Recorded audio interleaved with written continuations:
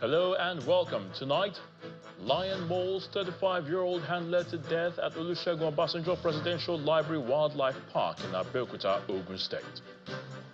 River State Governor Siminalayi Fubara fires back at critics, says he does not need to prove his authority as the one in charge of the state.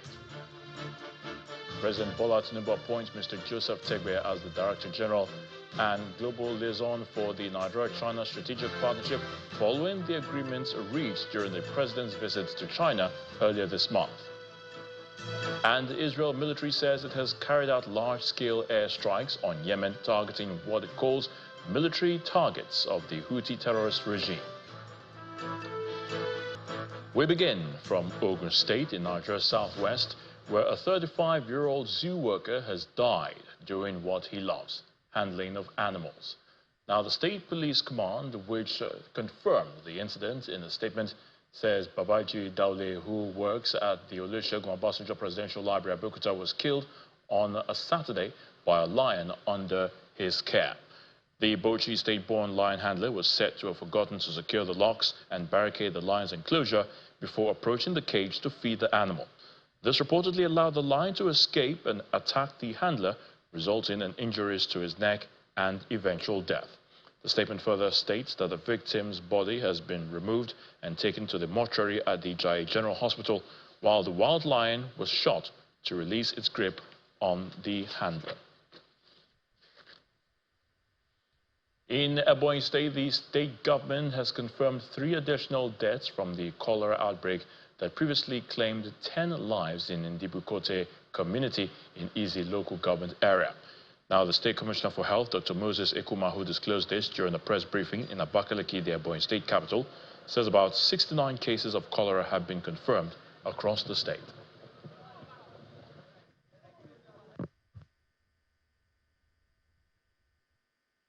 Presently, we have about 69 confirmed cases in Ebonyi State, and 13 deaths has been confirmed to be from cholera, this present outbreak. Most of the deaths occurred in a village, the Z local government called Ndibukote in the Zanyimego community, and the nearby village also called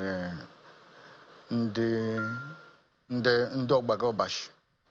So, Ministry of Health, in collaboration with WHO, Council Chairman of Local Government, Ebonyi State Rapid Response Team, and other stakeholders were moved immediately to that community. And the outbreak, as we speak, has been curtailed. So there is no need for Ebonians to panic. We presently, we've not had new case since yesterday. The ones we have now are the ones that are in the treatment center. To security now, officials of the Nigeria Security and Civil Defense Corps in Zamfara State has vowed to discipline and prosecute an officer of the command, Mekano Serikin Tasha, who was arrested by the police for supplying ammunition and drugs to bandits in Zamfara State. The state NSCDC commandant, Sani Mustafa, who made the statement while addressing the media at the command headquarters in Guzo, Zamfara State capital, condemned the alleged barbaric behavior of the erring officer. According to our preliminary investigation finding, the officer was arrested at the checkpoint between Dampa and Sabongida Aguna while he was in transit in his hometown, Mada, and they allegedly found some elements suspected to be cannabis and other hard drugs in his possession. Other items found on him were 3 ammo of G3 rifle and 1 ammo of anti-craft launcher. The Commandant General of the Corps Dr. Ahmad Abubakar Audi, who received the news with disdain, has condemned the alleged barbaric behavior of the officer and directed that I take necessary administrative action, including immediate dismissal. The Nigerian Security and Civil Defense Corps is known for integrity in service delivery, hence discipline and compliance. Ethical standard to the two standard operating procedures.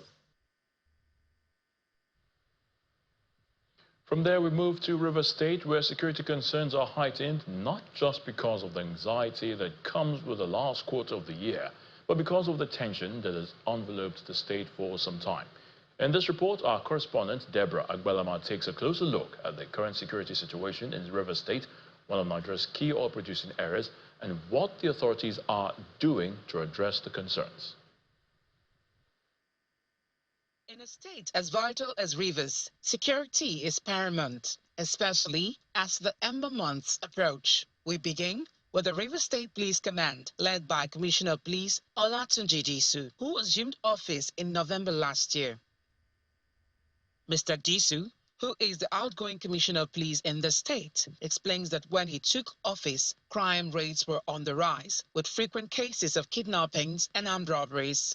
He notes that swift and decisive actions were implemented with key initiatives such as expanded patrols and increased community engagement.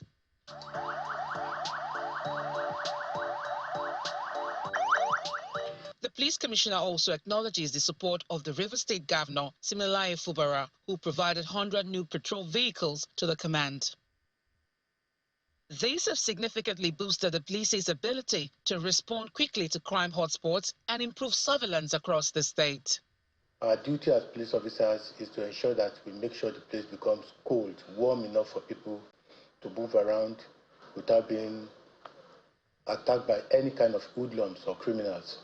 We have a lot of them. When I assumed office, we took note of them. If you go around town now, you will notice that these places are better now and people are moving around, doing their businesses. We have been able to turn them around. We no longer consider them hotspots or black spots like they used to be. According to data from the command, there has been a notable reduction in crime. Kidnapping cases have dropped from 53 incidents in 2023 to just 17 this year, with armed robbery falling from 6% in July last year to 2% in June 2024. Notorious kingpins neutralized by the River State Police in the past year include Gift David Okpara alias Chubaba, John Togo, Peter Dadichuku, John Lucas, also known as BYC, Izuma Odereke, also known as Solution, amongst others. Our next visit is to the office of the Commander of the Joint Military Task Force, JTF, South-South Operation Delta Safe, OPDS, Rear Admiral John Okeke. The OPDS commander explains that their main focus is tackling oil theft and kidnappings along the waterways and around oil facilities, while also supporting the police in broader crime-fighting efforts. When you come to River State, you look at Ebonyi water and cotton channels. Ebonyi channel of late have been in the news for bad things, kidnapping, instant kidnapping. But we're making every effort, working with the other stakeholders, and working with the state government, His Excellency, the Governor of River State, Fubara. According to records from the OPDS commander for 2024, illegal refineries destroyed 1,127, Cotonou boats destroyed 803, militant camps demobilized 17, weapons recovered 127. These figures cover the Niger Delta states, with River State playing a significant role. To understand how these efforts have impacted on residents, we visit Abara community in Eche, a local government area in the outskirts of Port Harcourt. This area was notorious for kidnappings, but now the police say it is safer. I'm actually in Abara Eche, notorious forest, where the police say they have deflated all forms of kidnapping that happens around here. Residents say they feel a greater sense of security compared to previous years. Everywhere has calm. Nothing. No tip here, nothing. No robbing. So we thank God for that. In Port Harcourt, the state capital, similar improvements are evident, with some residents expressing relief at the restored sense of safety. Like last year, people, you can stay in your shop, they come and rob, but not really like that again.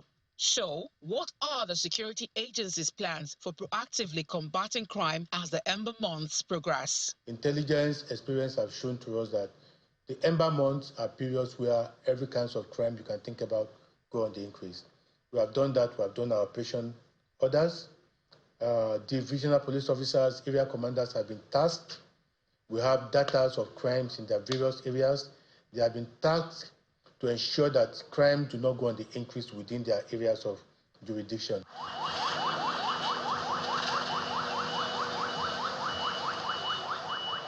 The task to secure a state like River State is a daily task for the security agencies. As we approach the Yuletide, we do hope that the tempo is sustained. From Port Harcourt, the River State capital, Deborah Balama, Channels Television News. And we'll have more from River State. Moving on, with the rains yet to subside, the National Hydroelectric Power Producing Areas Development Commission, NHYPEDEC, is asking people living along riverbanks in Kogi State to relocate to higher ground for the safety of their lives and property. The managing director of the commission, Abubakar Sadiq Yelwa, stated this when he led the management of NHYPEDEC on a flood enlightenment to Kogi State. Mr. Sadiq Yelwa explains that the relocation advice is based on the flood alert received by the Commission from the Nigerian Meteorological Agency, NIMET. The Managing Director of NHYPEDEC, Mr. Abubakar Yelwa, is in Kogi State with some management staff to sensitize the people ahead of a possible flood and to also inspect the Ida Waterworks, which has been abandoned since 2012. First, they visit the Ono Ibaji before proceeding to the Palace of Ata of Igala. The team appeals to traditional rulers, youth and community leaders to help the commission prevail on people living along flood-prone areas to ensure they quickly relocate to safer places. The representative of the Ata of Igala promised to convey the message to His Royal Majesty. We are here today in Ida to visit the waterworks and have a technical assessment of the problems of the facility and see what is required to address it. Approaching flood. At our own level, we are going to do very, very much to see how we can sensitize our people because of the danger inherent on this flood.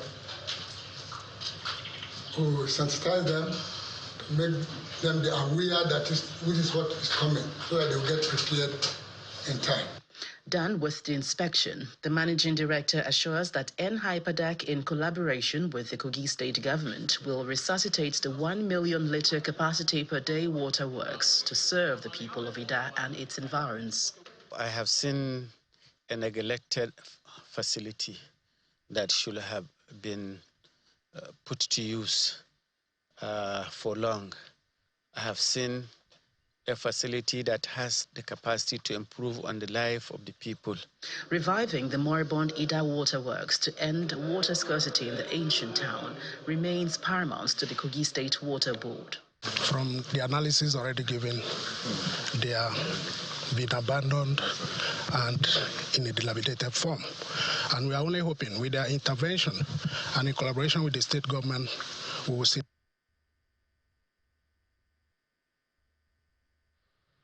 In part two after the break, River State Governor Siminalayi Fubara fires back at critics, says he does not need to prove his authority as the one in charge of the state. Please stay with us. Welcome back. If you've just joined us, you're watching the news at 10 on Channels Television. A reminder of our main stories. Lion mauls 35-year-old hand led to death at Olusegun Obasanjo Presidential Library Wildlife Park in Abeokuta, Ogun State. River State Governor Siminalayi Fubara fires back at critics, says he does not need to prove his authority as the one in charge of the state.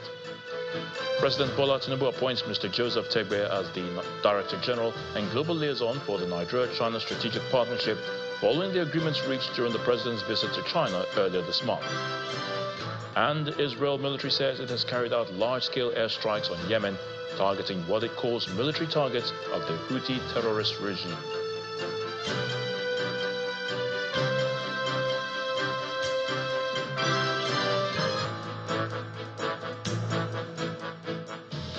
And there's no dull moment from the major players as far as Rivers politics is concerned. Today, it's the turn of the state governor, Siminalayi Fubara, to fire a salvo. Governor Fubara says he will not join the league of individuals seeking societal recognition for political purposes. The governor, who was speaking during an interdenominational church Thanksgiving service to commemorate the country's 64th Independence Day celebration, says he will not do anything extraordinary to prove his loyalty to anyone.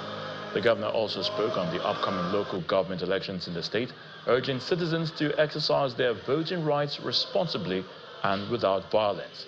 The Thanksgiving service was attended by top security officials, political figures, and candidates contesting in the local government polls.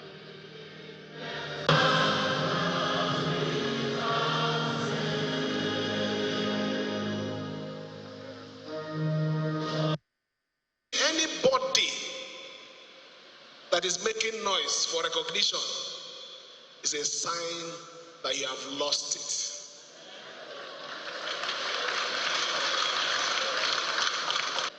God has given us this opportunity. We must safeguard it. They are the ones looking for a way to destroy it. They don't believe we will get to this point. That Babylonians that we are seeing today, we will not see it again.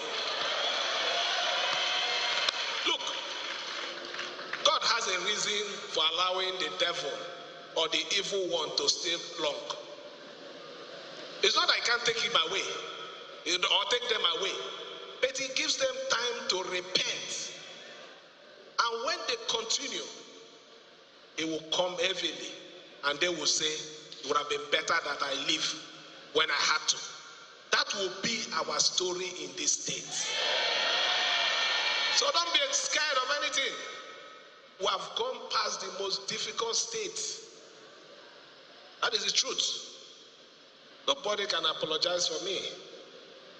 As a matter of fact, I belong to that school of thought that if I am the only person that needs to stand on that side of right, I will stand there. I don't need anybody to stand with me.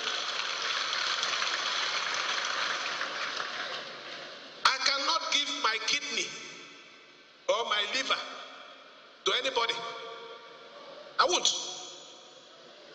If that is the only reason for me to be loyal, I will not be. But I will not do the wrong thing. I will stand on the side of right.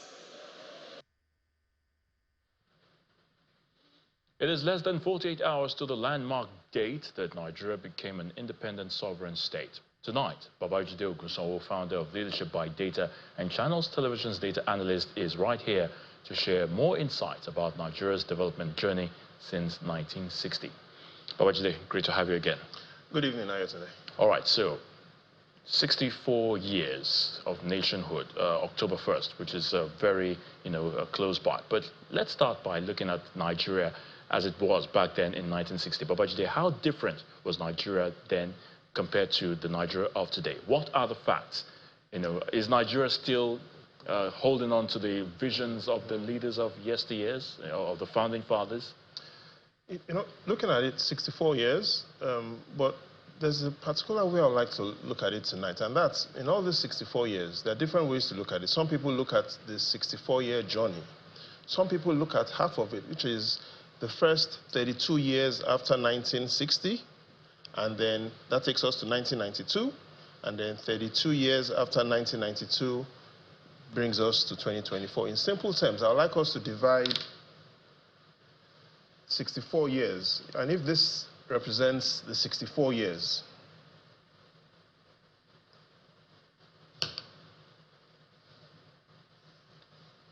so in simple terms, here's what I mean. First half of the 64 years, 1960 to 1992, if this were the statistics, What does this mean?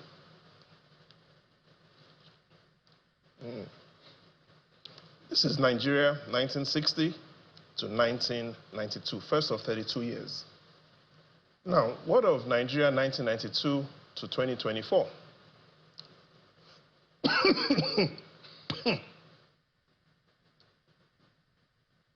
In simple terms, Nigeria of the first 32 years, 1960 to 1992, based on the statistics that we'll look at, looks sweeter than this Nigeria of 1992 to 20. All right, I wouldn't want you to, to talk about. But again, let's take a look at what were the visions of Sir Abubakar Tafawa Balewa when we got into independence on that day. Nigeria's first prime minister. What were his thoughts? And also let's take a look at what were the thoughts of President Tinubu when last year. At last, our great day has arrived, and Nigeria is now on the path to greatness. Again, 1st of October 1960, independence implies a great deal more than self-government. 1960 started a new chapter in the history of Nigeria, of the Commonwealth, and indeed of the world.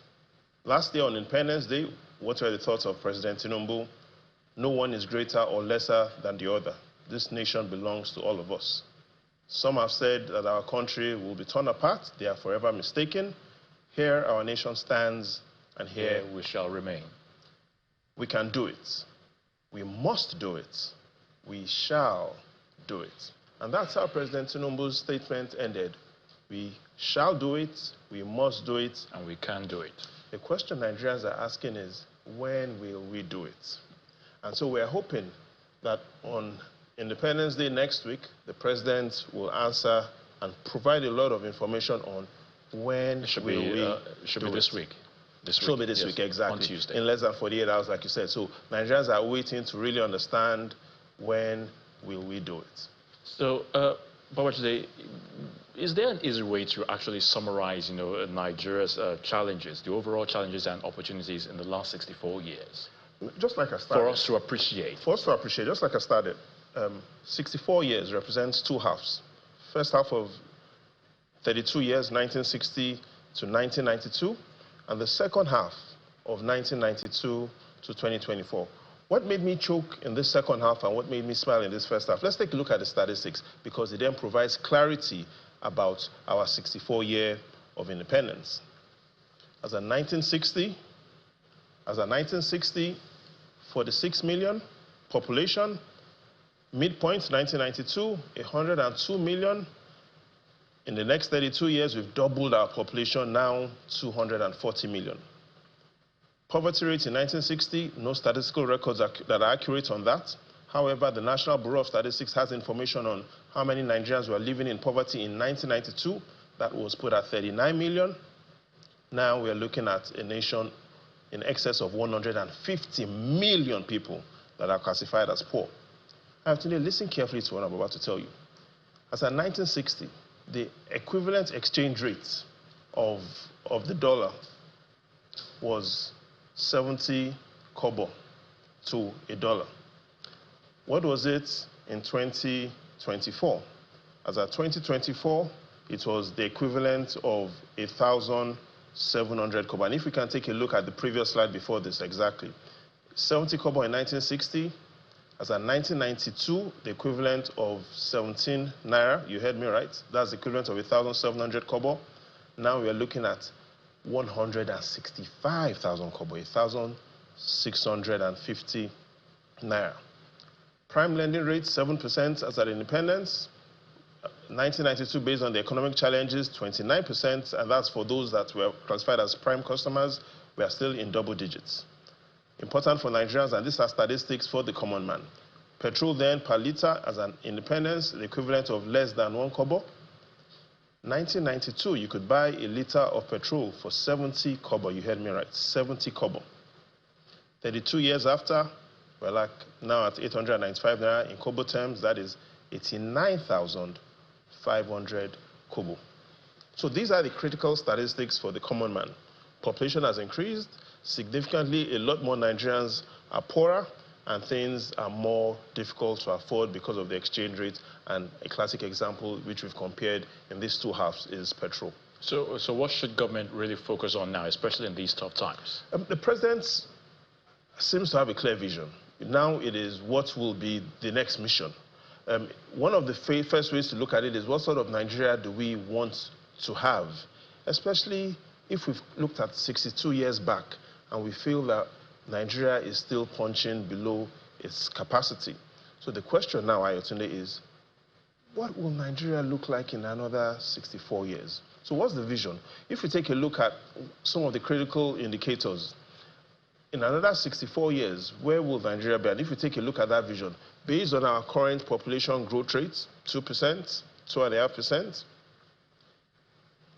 Nigeria will be at a population growth of at 850 million Nigerians. And if you bring up that vision board, which was the previous slide before we get into this, the population, estimated population as at 2088, estimated population as at 2088, 850 million Nigerians.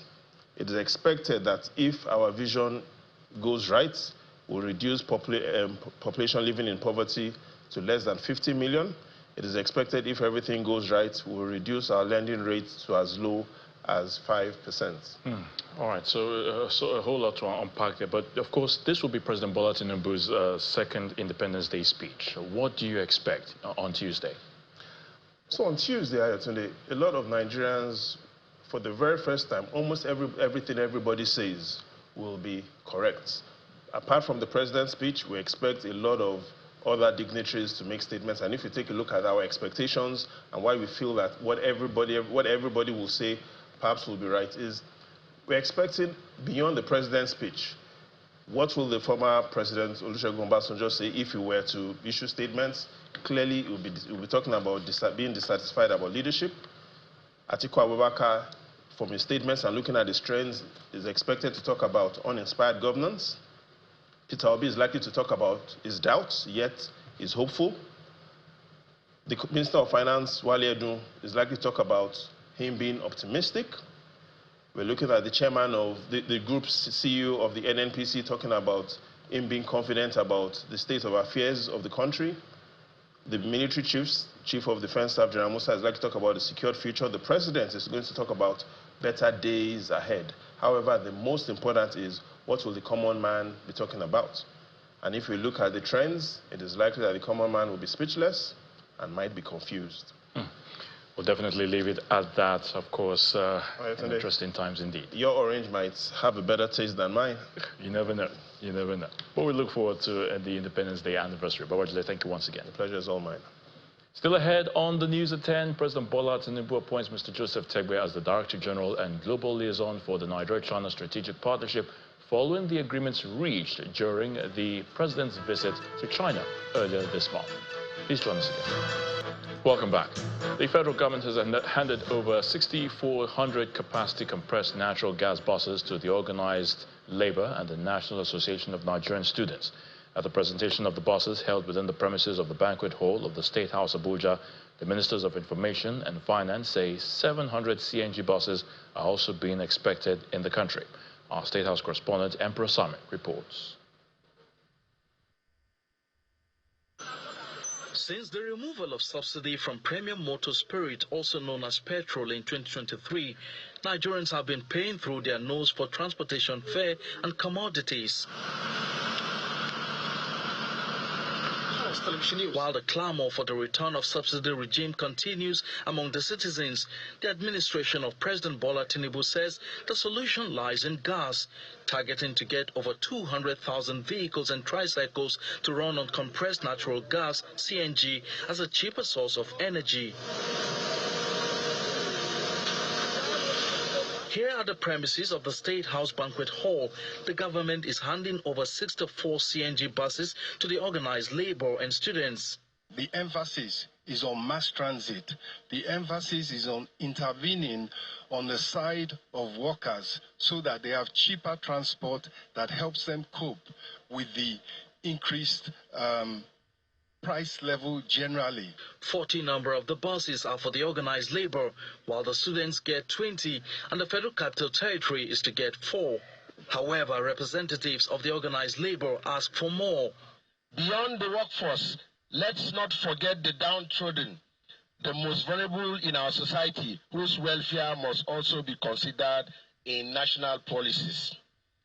At the same time, we call on state governors to ensure the immediate and full implementation of the new national minimum wage and its consequential adjustment.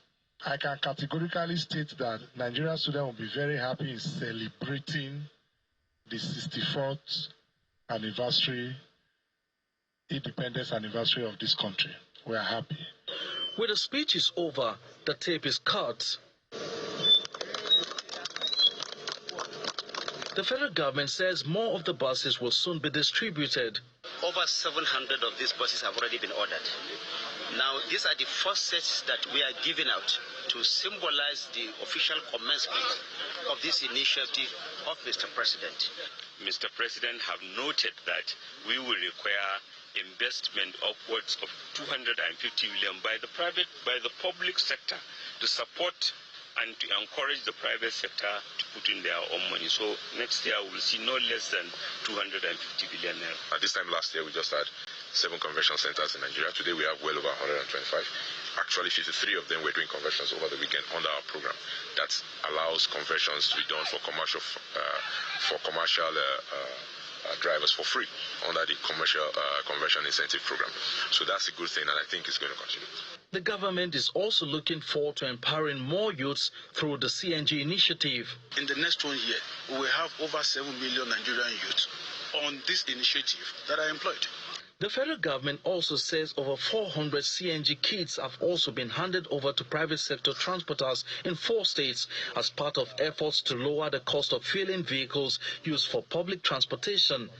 From the presidential villa, Emperor Simon, Channels Television News. President Bola Tinubu has appointed Mr. Joseph Olasukomi Tegbe as Director General and Global Liaison for the Nigeria-China Strategic Partnership reached by the 2 countries during the President's visit in early September. This is contained in a statement issued by the Special Advisor to the President on Information and Strategy, Mr. Bayo Ononuga. As a coordinator and advisor in achieving the strategic partnership, Mr. Tegbe will lead day-to-day operations, engage continuously with the Chinese counterparts, and ensure that all deliverables are met and synchronized with national development goals. He is expected to outline the specific deliverables, timelines, and key performance indicators for each area of cooperation, which will include priority projects, projected investments, and expected socio-economic outcomes. President Xi Jinping had pledged 360 billion won in new financing to African nations in the next 3 years at the 2024 Forum on China-Africa Cooperation. Also, President Tinubu had obtained a commitment from President Xi during his visit to support Nigeria's economic diversification plans, infrastructure development, technology transfer, and job creation. The new Director General of the Nigeria-China Partnership is expected to immediately submit a strategic action plan to enable Nigeria to benefit from the agreements between the 2 countries in Beijing. Communities around the oil-rich Oguta and Ohaji Egbema local government areas in Imo State may soon begin to enjoy improved supply of power following the commitment of the Niger Delta Power Holding Company to complete the NIPP Egbema power plant initiated by the federal government in 2006. The managing director of the Niger Delta Power Holding Company, Jennifer DJ, who was on an inspection tour to the Egbema power plant, says the agency has set 2025 for the completion of the project, which should contribute significantly to the national grid. Our correspondent, Eito Pekote, reports. The Egbema power plant, located in Umwezi Mau community in All-Rich local government of Ohaji Egbema in Imo State, is one of the 10 national integrated power projects of the federal government, initiated in 2006 to tackle power issues in the country. According to the federal government, this 378.3 megawatts power plant is deemed a critical infrastructure in the generation, transmission, distribution, and natural gas supply to subsectors of the electric power value chain in the southeast and south-south zone. following the re-award of the contract by the federal government after being abandoned for several years. Plans to accelerate the completion of the project is being fast-tracked. GT side, there are some work is not complete. The new management of the Niger Delta Power Holding Company, headed by the Managing Director, Jennifer Adije, is here on an inspection tour of the project to ascertain the level of progress. We started the integrated test for all the equipment on site and some activity for several workers on site, including road side drainage, fence drainage, and the road. This one is currently a road-led work. Then an inspection tour of the project. While commending the progress made on the project so far, the NDPHC boss promises that the federal government is committed to completing the project in no distant time to ensure that indigents of Imo State and its environs have access to quality, reliable, and affordable electricity supply, which will in turn increase the grid capacity of the country. We're here to engage with them, and we're here to provide all the support and the enablers that would ensure that we're able to meet the project timelines, and we're looking at completion sometime in 2025. By this project, we would be able to contribute significantly to the grid capacity.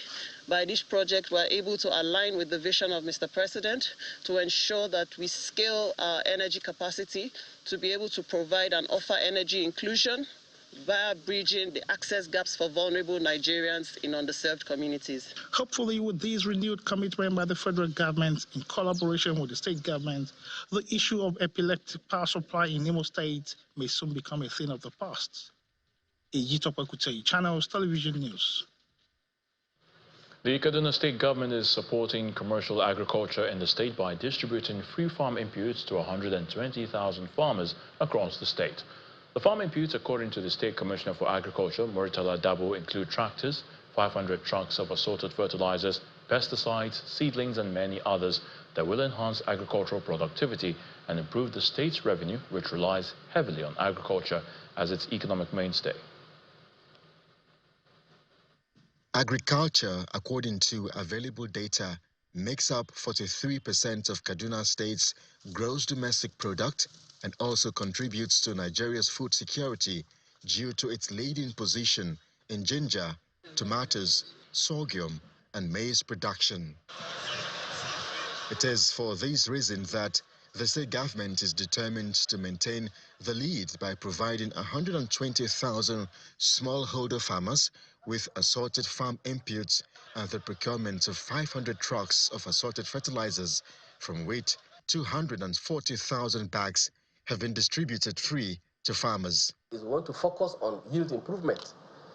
It's a program where we want to give access, to quality inputs to most of these smallholder farmers. This has been demonstrated recently with the fertilizer distribution. A bag of fertilizer, goes for over 40,000. For us to distribute 500 trailers, 120,000 smallholder farmers, is unprecedented. The Governor Uba Sani administration's commitment to making Kaduna State the agricultural powerhouse of Nigeria is also evident in its push for all year-round farming through improved irrigation infrastructure. What we intend to do is we want to revive our mechanization department, our mechanization hubs in the state. The ministry had these mechanization stations where we used to have equipment across. So with this, we want to ensure that we fix our irrigation infrastructure so that we'll not be only doing rain-fed, we'll be doing all year-round farming. From the wet season, we go to the dry season, and then it's activity all round. The government's interventions and support is contributing to the successes recorded by farmers in maize, rice, tomatoes, and other cash crops during the wet season harvest. I know when this fertilizer has been given to me, I believe and assure that I'm going to benefit a lot with it, and it will help me to have more seeds when I use it. My farm is getting this artificial fertilizer, but in other lands needs manure and addition of fertilizer, but now I get some fertilizer assist from government. But for now, I hope that my farm will grow rice. As the Kaduna State government invests heavily in both mechanization and micro-modernization of the agricultural sector Through the procurement of tractors for commercial farming, farmers in the state are optimistic of improved harvests that will guarantee food security. One of Nigeria's top brands for food and agro-allied products, Flour Mills of Nigeria, is celebrating its customers with a soup festival to mark its 60 years anniversary. Officials of the company who spoke at the event in Abuja explained that the event aims at recognizing the role its consumers play to keep them in business, as well as to celebrate the nation's rich food culture. One after the other, residents of the nation's capital make their way into the Harrow Park golf course for the Golden Penny Semovita Soup Festival, organized by the Flour Mills of Nigeria to celebrate its 60th anniversary. They have gathered to savor the taste of semovita with soup from various parts of the country. Officials of Flour Mills of Nigeria says it is their way of showing appreciation to their customers. We're here to celebrate the diversity of Nigerian culture. If you think of all the different soups, and there's so many of them here, what do all of those soups need? They need the best pairing for soup. They need the soup's first choice, which is Golden Penny Semovita. For the second time, consumers of its products are enjoying this get-together as families and friends unwind. The company plans to reward its consumers. Today we're celebrating the 60th anniversary of Golden Penny. We're celebrating our consumers, we're celebrating our diversity, letting our consumers know the best ways they can enjoy their semovita with any type of soup from any region they are coming from. We have wide arrays of different soups from across the country, and Golden Penny semovita, represent the true spirit of being a Nigerian. You being that diverse and unique, experiencing all that cultural heritage is what we are here for today. The company states that over the past 60 years, the quality of their products have improved to the delight of households. The company hopes to do more. This is still a very strong category. Nigerians like their carbohydrates. It's at the top of that category, but also we continue to have innovations around this category. Recently, we've launched, flour for the home, where those who are very interested in home baking, which is something that's growing in popularity, can have. There's our breakfast cereal, and there are other innovations that we're looking to bring to the pipeline very soon. There was also time for music and dancing, and lots of fun activities for kids as well. Next stop is Lagos, as the company promises to thrill consumers with its products. Operatives of the National Drug Law Enforcement Agency, that's the NDLEA, have arrested an automobile spare parts dealer, Ejiofor Chiwuzie, over an attempt to export consignments of heroin and loud, a strain of cannabis concealed in LED rechargeable lamps and sofa metal legs, through the export shed of the Murtala Mohammed International Airport, Lagos. A statement by the Director, Media and Advocacy of the agency, Mr. Femi Babafemi, says the suspect was arrested on Tuesday, September 24th, at the Trade Fair Complex, Ojo area of Lagos, where he sells automobile spare parts following the seizure of his cargo containing auto parts, rechargeable lamps, sofa metal legs, and electronics, going to Liberia at the export shed of the Lagos Airport. The statement adds that attempts by drug trafficking networks to export consignments of loud tramadol pills, codamol tablets, pentazocine injection, dihydrocodeine, and promethazine tablets through some courier companies to the United States, United Kingdom, Canada, Australia, Thailand, and Oman were foiled by the operatives. The statement further adds that NDLEA operatives have also arrested a wanted drug kingpin, Ajiboye Samuel, also known as Nagod, after 12 months of evading arrest following the raid of his warehouse in Akala, a Mushin area of Lagos.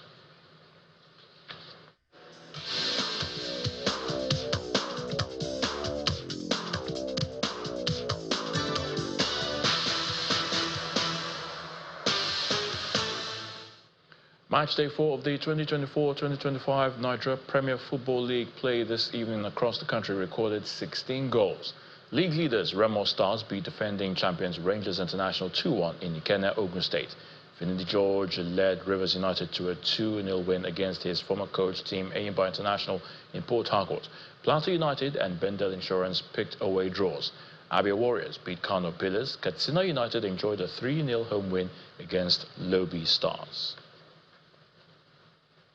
In England, Tottenham Hotspur piled more pressure on Erik ten Hag's position as Manchester United manager with a dominant 3-0 win at Old Trafford. Spurs made a flying start when Brennan Johnson scored just after 3 minutes. Dejan Kulusevski doubled the visitors' advantage 2 minutes into the second half before Dominic Solanke rounded off the scoring. Aston Villa missed the chance to go second in the EPL League table as Liam Delap's double rescued Ipswich in a 2-2 draw at Portman Road.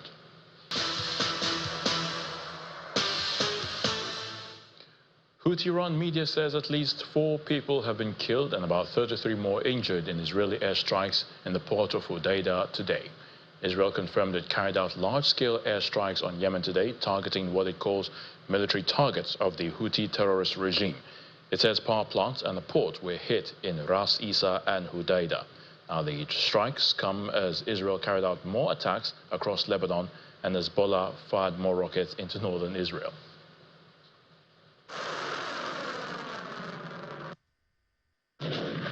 Those killed in Sunday's airstrikes on the Houthi targets in Yemen were 1 port worker and 3 engineers at the Al Hali power plant in the north of the town.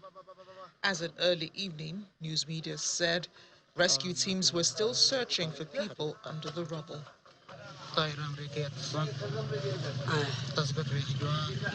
Meanwhile, Israel struck more targets in Lebanon on Sunday, pressing Hezbollah with new attacks after killing the Iran-backed group's leader, Syed Hassan Nasrallah, and a string of other top commanders in an escalating military campaign.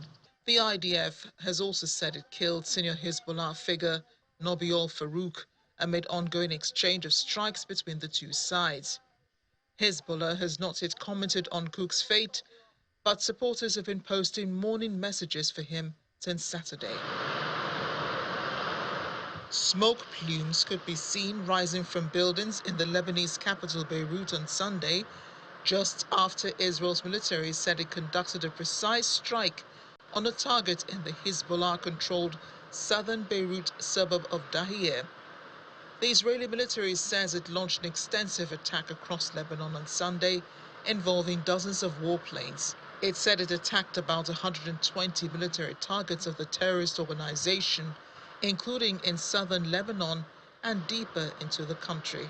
The attacks have dealt a stunning succession of blows to Hezbollah after almost a year of cross-border fire, killing much of its leadership and revealing gaping security holes. Israel's stated goal is to make its northern areas safe from Hezbollah rocket fire and allow thousands of displaced residents to return. But its strikes have also had a devastating impact on civilians in Lebanon. The Lebanese Health Ministry says more than 1,000 Lebanese were killed and 6,000 wounded in the past 2 weeks, without saying how many were civilians.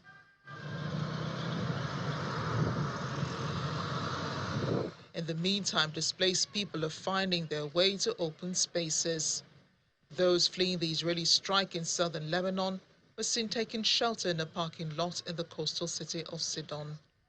The Lebanese Crisis Response Minister Nasser Yassin said that around 1 million people have been displaced by Israeli attacks, including hundreds of thousands since fighting escalated between Hezbollah and Israeli forces on Friday.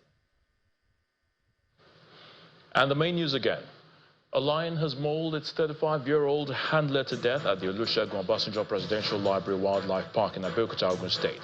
Reports say the handler forgot to secure the locks and barricade the lion's enclosure before approaching the cage to feed the animal. And we also told you that the River State Governor Siminalayi Fubara has hit back at his critics, saying he does not need to prove his authority as the one in charge of the state. Governor Fubara, who was speaking at the interdenominational service to mark the country's independence in Port Harcourt, independence anniversary that is, in Port Harcourt, also said he cannot donate his kidney or liver to prove his loyalty to anyone.